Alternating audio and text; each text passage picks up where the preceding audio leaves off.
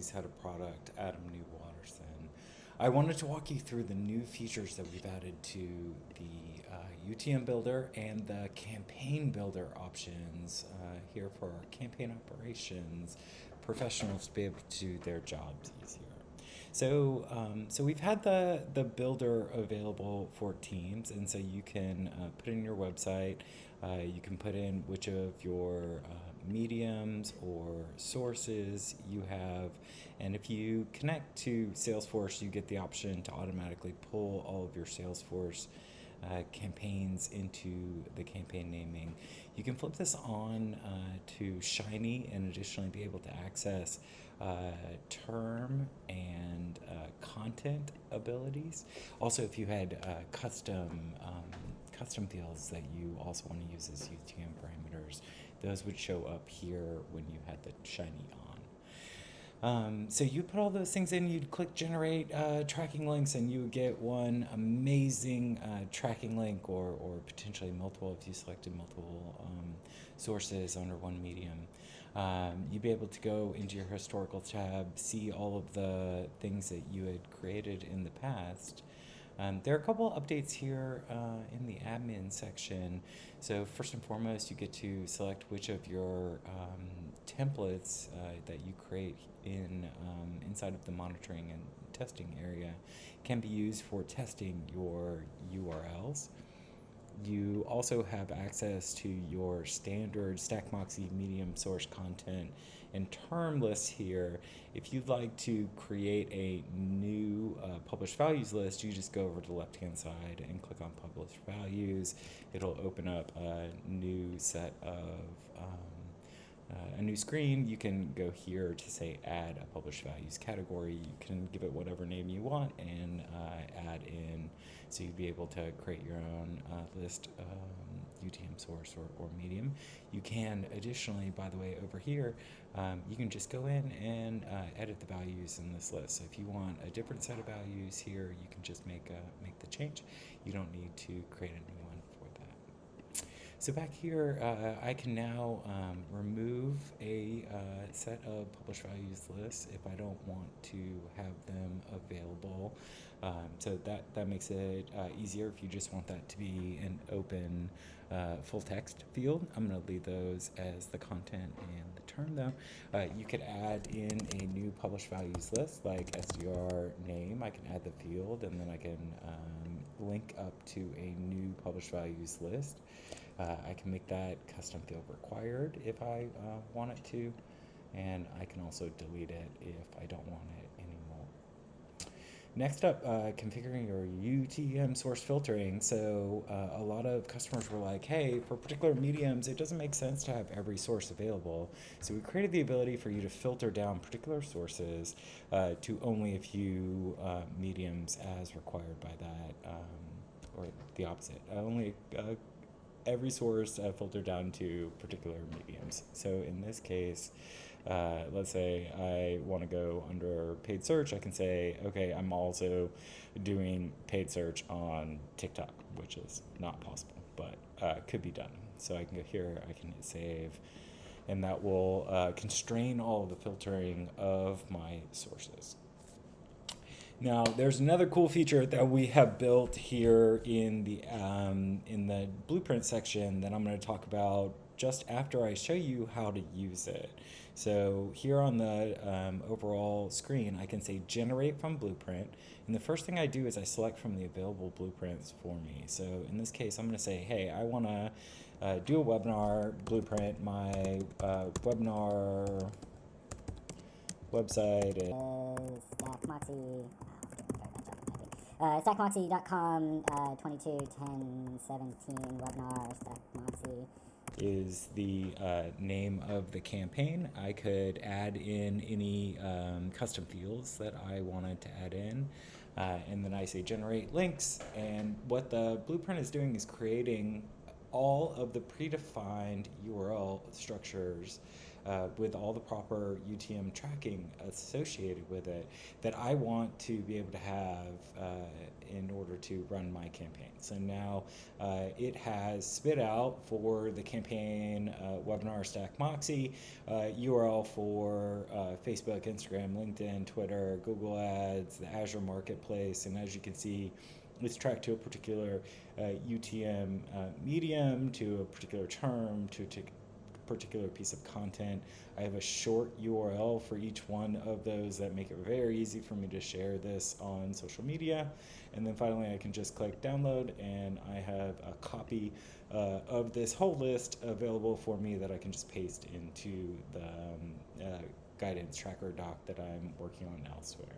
So let's look at how to create a blueprint. First, I'm going to show you what a blueprint looks like when you edit it. So we just created those 7 URLs for the webinar blueprint, but here you can see in my blueprint preview, there are actually a number of different configurations all together. So I've got my social ones up here, I've got email, I've got the paid search, I've got my partner marketing, and then if I go to the way that I'm going to have a blueprint for my trade show, I have my same sort of social things, I've got email, and then I've got a different partner marketing. All of them are tracked to trade show instead of to webinar, there's a different term, etc. So if I go to create a new blueprint, I'm going to say it's a content syndication blueprint, and let's see, we're going to call it a display ad because we don't have something better. We're going to say our content syndication is on YouTube with scarcity, and it's a piece of snackable content. So I'm going to add that into my blueprint. Now I'm going to add another source. This is apparently going to be on scarcity, and it's also snackable content. So I've got 2 display sources that I'm using for my content syndication efforts, YouTube and Facebook, and now I have created a blueprint that creates 2 URLs every single time I utilize it. So just click blueprint, go back to my builder. So you go generate from blueprint, and now you select which one of your blueprints. I'm going to put in my website URL, which I typed much better this time, 221017, content, stack, let's see. And now I go to generate links, and I've got the 2 URLs that I need to have available to me.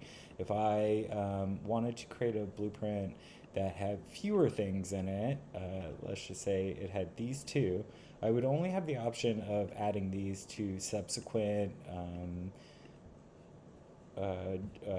aspects of the blueprint. Oh, I have to, this is marketplace listings blueprint. So anytime I create a new marketplace listing URL, now when I go back to my builder, I click on blueprints, I've got my marketplace listing here.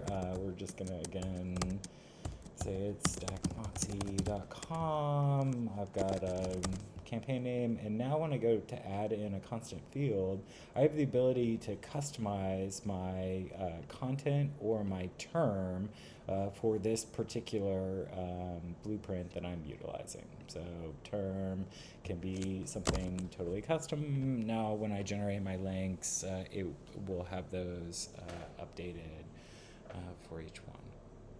Great, so this was an overview of the UTM builder. Let me jump over to the campaign builder and show you how this one works. Going to show me whatever I have in the admin section right here. So here I've got a preview of the way that my campaign name will look when it gets generated. Next, I have the structure of my naming convention. These are the different inputs that are an aspect of my naming convention. There is the published values list that each one of these correspond to, and I can select different published values list on these. If it says select, that means that it's empty and there's nothing that we're pulling as a published values list, which means it's a free text option in your builder. And then finally, you have what is the operator, what's the spacing in between each one of these fields? Do I want a hyphen, an underscore, or nothing at all? So if I go here and I change that, you see that the campaign name preview is updated. I push it back that way and it removes the underscore from it. I can make each one of these required if they are must-have, be included in them.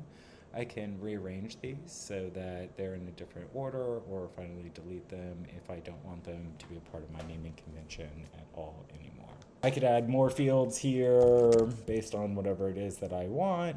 And then finally, there is a campaign type list that I can add. I can make that the same, or I can use an already existing published values list. If I go back to the builder, I will now have the ability to utilize the published values list that I created. As I go through and I complete my naming convention, you can see the naming preview gets built here. I'm saying it's snackable content and it's HubSpot partner dinner something. So now I have a campaign that I can click. I've got it copied to my clipboard right now. I can go here back to the UTM builder and I could use it automatically. Or if I am connected to Salesforce, this button will change to generate in Salesforce. I can just press one button. It will automatically create the Salesforce campaign name inside of Salesforce, and then I will be able to utilize that in any relevant system that is connected in. So here is the campaign builder. In addition to the UTM builder, this helps you be able to have your campaign naming conventions be standard across your broad team. Awesome. Thanks so much for watching this new release for the UTM builder and the campaign builder. Hope you have a wonderful rest of your day.